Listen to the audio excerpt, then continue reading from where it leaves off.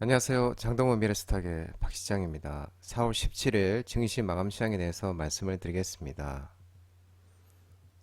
코스피는 2584.18포인트 0.98% 하락 마감했습니다. 미국의 금리 인하 지연 우려와 중동 갈등 등의 외국인과 기관이 순매도만 하락 마감했습니다. 외국인은 1834억 순매도, 기관은 2022억을 순매도했습니다. 코스닥은 833.03포인트 0.03% 약보합으로 마감했습니다. 기간이 순매수하면서 상승 마감했는데요. 외국인은 314억 순매도, 기간이 946억을 순매도하면서 상승 마감했습니다. 미국의 3월 물가지표가 예상치를 상회하면서 파월 의장의 매파적 발언까지 더해지면서 이 금리 인하 기대감이 후퇴, 그리고 중동의 지정학적 위기 등 겹악재가 증시 불확실성을 확대하면서 코스피는 두 달 만에 2500선으로 후퇴를 하는 모습이었습니다. 장중에 2600선을 회복했지만 오후 들어 낙폭을 더욱 키웠습니다. 한국은행 총재의 환율 급등 우려에 따른 이 구두 개입 발언으로 환율은 진정세를 보이는 가운데 미국의 필라델피아 반도체 지수가 강세를 보이면서 우리나라 반도체도 강세로 이어지면서 증시 하단을 지지하는 모습이었습니다. 참고로 간밤 뉴욕 증시도 중동의 지정학적 위험이 이어지는 가운데 제롬 파월 연준 의장의 금리 인하 지연을 시사하는 발언이 나오면서 혼조세 마감을 했습니다. 원달러 환율은 1386.810원 0.55% 하락 마감했습니다. 중동의 지정학적 불안 지속과 미국의 미 연준의 이 제롬 파월 연준 의장의 이 매파적 발언에 금리 인하 기대 후퇴 지속 등의 우리나라와 일본이 공동으로 환율에 구두 개입하면서 원달러 환율은 하락하는 모습이었습니다. 오늘 테마 시황을 살펴보도록 하겠습니다. 오늘 테마 시황은 반도체 관련 종목들의 반등이 나왔습니다. 미국의 필라델피아 반도체 지수가 반등을 보이면서 유니셈, 리노공업, YIK, HPSP, 파두, 자람 테크놀로지, 사피엔 반도체, 어버브 반도체, 오픈엣지 테크놀로지 등 일부 반도체 관련 종목들의 반등이 있었습니다. 지난밤 뉴욕 시장이 중동 불안이 지속되고 파월 연준 의장 매파적 발언을 소화 속에 혼조 마감했는데 필라델피아 반도체 지수는 상승했습니다. 필라델피아 반도체 지수는 0.89% 상승했는데 그러면서 AMD가 1.96%, 엔비디아가 1.64%, 마이크론이 0.33% 이렇게 상승했습니다. 최근 또 부진했던 엔비디아가 목표가 상향 조정 등의 반등에 성공하면서 반도체 투자 심리를 개선시켰습니다. 이 에비코 ISI는 엔비디아 투자 등급을 시장 수익률 상위로 올리고 목표가를 1160달러로 제시를 했습니다. 에비코 ISI는 이 엔비디아가 단순한 칩 회사가 아니라 AI 혁명을 선도하고 있고 AI 전용 칩 분야에서 경쟁 업체가 따로 없을 정도로 기술력을 구비했다고 밝혔습니다. 미국 상무부는 지난 15일 또 삼성전자와 미국 반도체 법에 따라 최대 64억 달러 9조 원의 직접 자금을 지원한다는 내용의 구속력이 없는 예비 거래각서 PMT를 체결했다고 발표를 했습니다. 삼성전자에 대한 지원금 규모가 현재까지 미국 정부가 발표한 이 자금 가운데 인텔 85억 달러, TSMC 66억 달러에 이어 세 번째로 사업 투자금 대비 비율이 450억 달러로 세 번째로 사업 투자금 대비 비율이 TSMC나 인텔보다 높은 것으로 전해지고 있는 모습입니다. 또 미국 정부가 반도체 산업 육성에 드라이브를 걸고 있는 가운데 미국 상무부가 자국 중소기업의 반도체 연구개발 R&D에 최대 5,400만 달러 약 752억 원의 자금을 지원한다는 계획을 또 밝혔습니다. 한편 산자부와 국토부, 환경부가 오늘 서울에서 경기도 용인시, 평택시, LH, 삼성전자와 함께 용인 반도체 국가산단 조성을 위한 상생 협약을 체결했습니다. 이번에 상생 협약은 작년에 조성하기로 발표한 용인 국가산단을 신속히 추진할 수 있도록 관계 부처, 지방자치단체 등과 협력 방안을 마련하게 진행됐으며 특히 국토부가 해당 산업단지 내 첫 공장을 2030년 말에 가동하는 것을 목표로 관련 절차를 대폭 축소키로 했다고 전해지고 있는 모습입니다. 오늘 광고 관련 종목들이 일부 종목들의 반등이 있었습니다. 중국의 틱톡샵이 우리나라 진출 본격화 전망 소식에 모비데이지가 상한가, 플레이디, EM넷, 와이즈버즈, FNS 등 일부 광고 종목들에 의해 움직임이 있었고 또한 청담 글로벌 카페24도 반등이 나오는 모습이었는데요. 이, 이 정부일 일부 언론에 따르면은 이 알리익스프레스 알리익스 알리 이름이 어렵네요. 알리익스프레스 테무 시인에 이어서 중국 소셜미디어 틱톡이 한국에서 대규모 인력 채용에 나서면서 국내 유통시장 진출을 본격화하고 있는 것으로 전해지고 있고 이와 관련해서 40명이 넘는 서울 인력에 대한 채용을 진행 중이면서 이 정보기술, IT와 마케팅, 세일즈 부문에 포함된 작년 말 상표 출원한 틱톡샵의 국내 운영이 곧 시작될 것으로 전망되고 있는 모습입니다. 한편 틱톡샵이 숏폼 콘텐츠 중심의 소셜 미디어를 기반으로 탄생했는데 이 미디어 커머스인 만큼 이 기존의 중국 이커머스와는 좀 차별화된 판매 방식이 큰 특징이고 소비자들이 틱톡에서 짧은 영상을 보다가 마음에 드는 제품을 클릭하면 틱톡 샵으로 넘어가 간편하게 결제하고 구매가 가능한 것으로 전해지고 있는 모습입니다.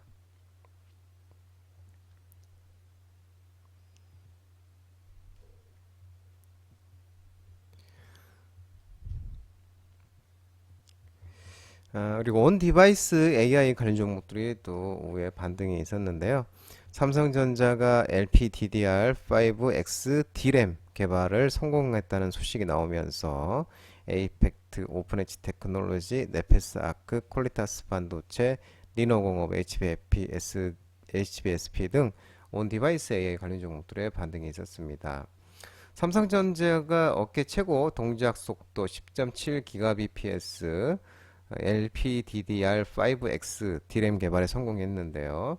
이 AI 시장이 본격적으로 활성화되면서 기기 자체에서도 AI를 구동하는 온 디바이스 AI 시장이 빠르게 확대되고 있는데 삼성전자가 저전력, 고성능 D램 시장 기술 리더십을 굳히다는 방침이면서 이번 제품이 12나노급 LPDDR D램 중 가장 작은 칩으로 구현한 저전력 고성능 메모리 솔루션으로 온 디바이스 AI 시대에 최적화됐다고 지금 설명하고 있는 모습입니다.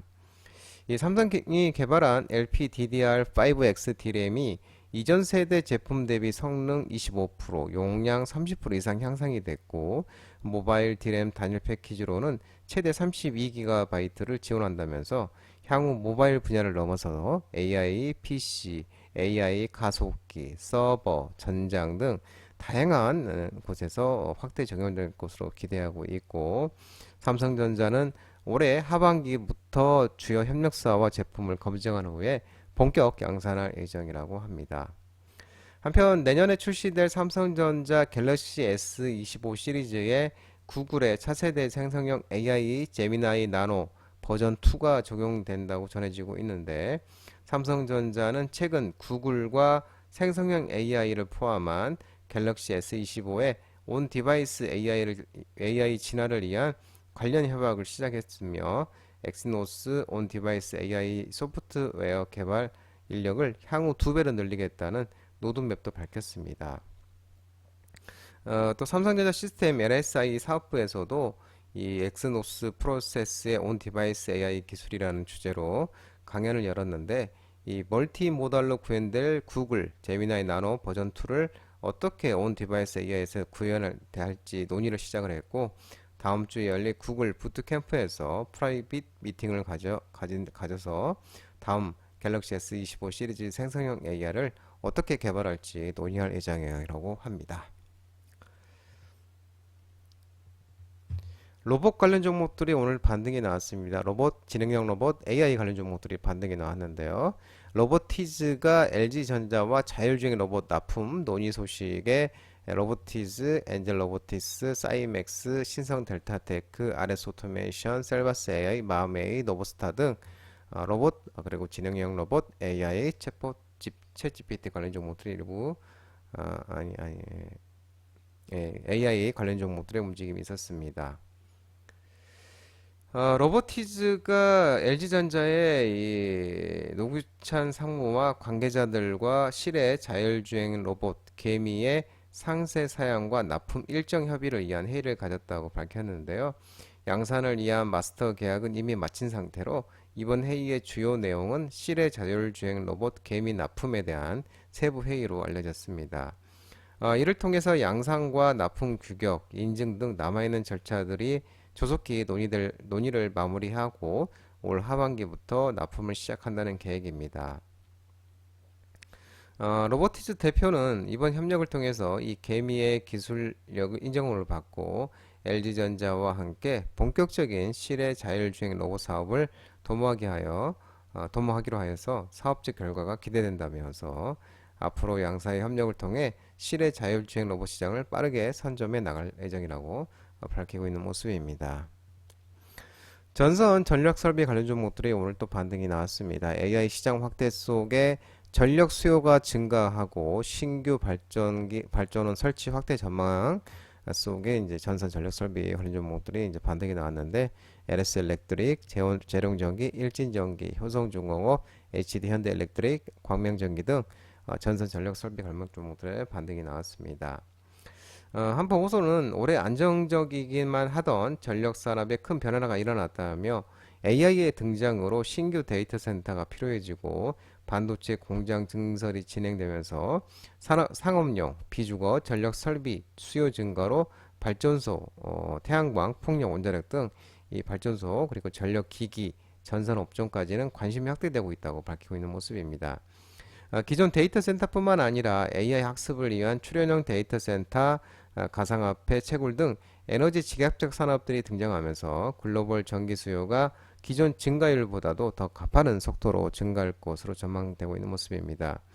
이 강력한 글로벌 기후 정책과 함께 디지털화가 진행되며 에너지를 사용하는 모든 부분에 걸쳐 전기화가 진행되고 있기 때문에 이에 필요한 글로벌 전력 수요는 2050년까지 현재 대비 2배 이상 증가, 52,000에서 77,000 TW까지 증가할 것으로 예상되고 있는 모습입니다.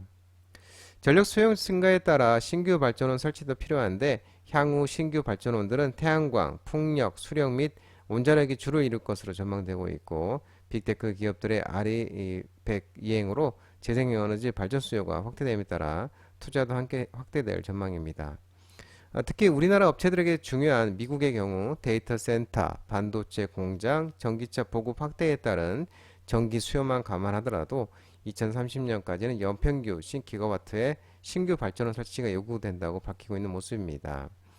단기간 내에 전력 수요가 급증하는 만큼 단기간 내 설치 및 가동 가능한 발전소가 필요해지기 때문에 단기 태양광 신규 절차가 확대될 수밖에 없다고 설명하고 있고 아울러 금리 인상 및 캐페스 비용 증가로 주춤했던 미국 재생에너지 투자가 IRA 시행과 데이터 센터 증가와 맞물려서 빅테크 기업들의 직접적인 투자가 확대될 것으로 기대된다고 밝혔습니다. 중국 경기 회복 기대감에 중국 소비주 관련 종목들의 움직임이 있었는데요. 오가니티 코스메틱, 리더스 코스메틱, 진에어, GKL, 파라다이스, 하나투어, 롯데관광개발, 모도투어, 글로벌 텍스프리, 호텔신라 등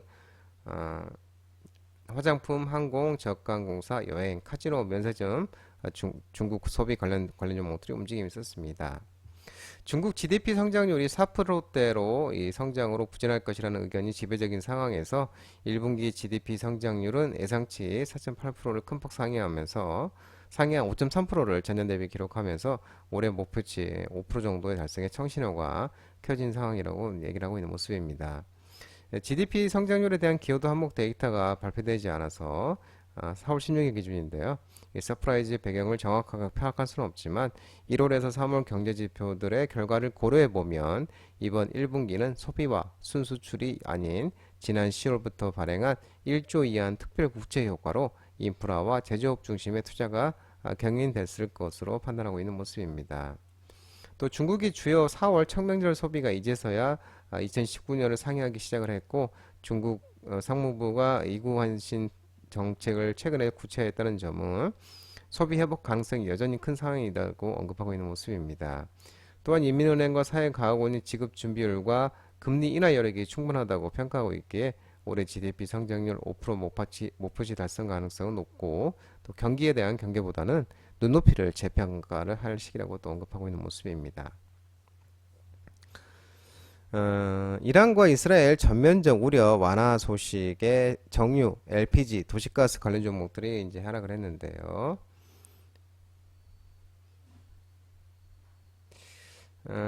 지난 주말 이란의 이스라엘 본토 공격과 관련해 이스라엘 전시 내각 회의에서 이란의 공격에 대응하되 전면전을 유발하지 않는 선에서 다수의 방안이 논의됐다고 전해졌고 이 전시 내각에서 다루어진 이 보복 선택지는 모두 영내 전쟁을 촉발하지 않으면서 이란에는 고통스러운 방식인 것으로 알려지고 있었습니다.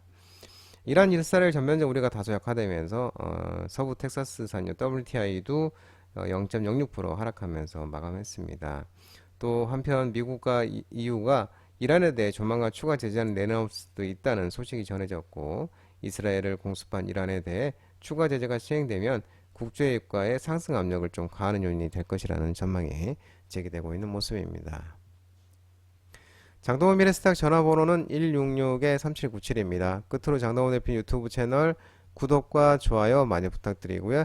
알림 설정도 꼭 해두시기 바랍니다.